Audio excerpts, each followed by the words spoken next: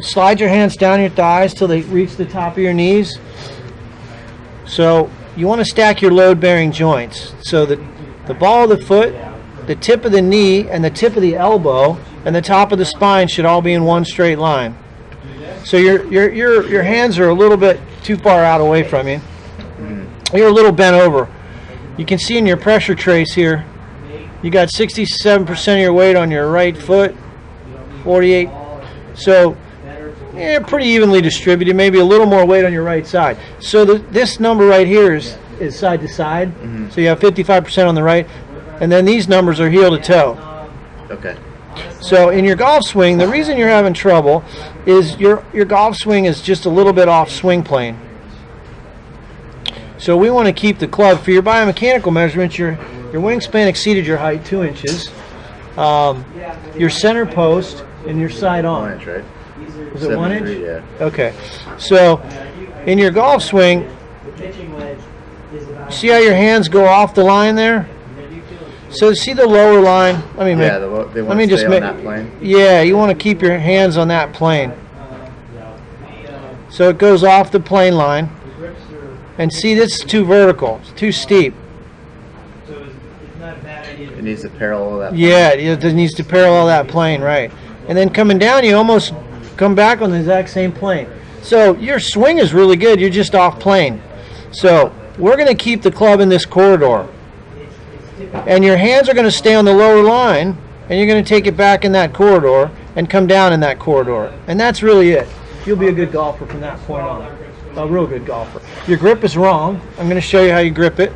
The grip isn't quite right. If I can find a grip, I don't know if I can find the grip.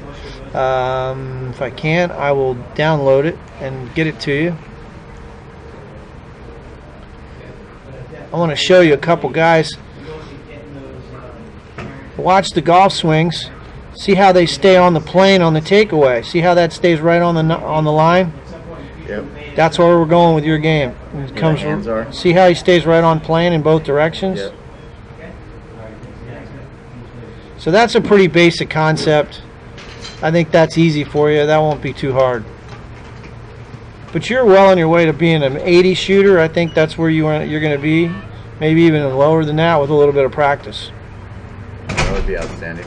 Yeah, I think that's a no-brainer. It should be easy. If I'm doing my job, I think that's easy. Alright, that's enough for right at the moment. I don't want to give you too much. You've only had one golf lesson, so. But we went over your chipping, and I sent you a video on that. So the grip. In terms of the grip, what we're saying here is just a little off, okay? I'm going to zoom in here. Your right hand grip needs to be on top of the club a little more. Like that, yeah. That's pretty much the only adjustment. Your hands should be together.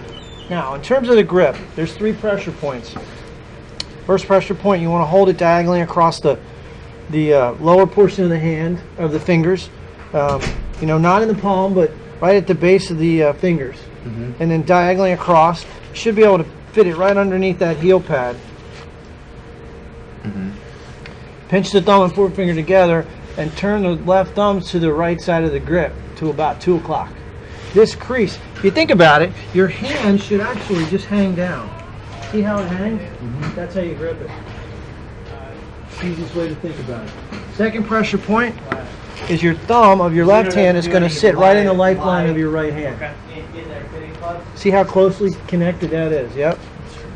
Okay. And then the third pressure point is the forefinger of the right hand is going to sit right on the side of the shaft and provide stability for the shaft. We call this a trigger position. If I was going to squeeze a trigger, that's exactly how I'd hold it. Okay. All right, that's it. So naturally hang 2 o'clock.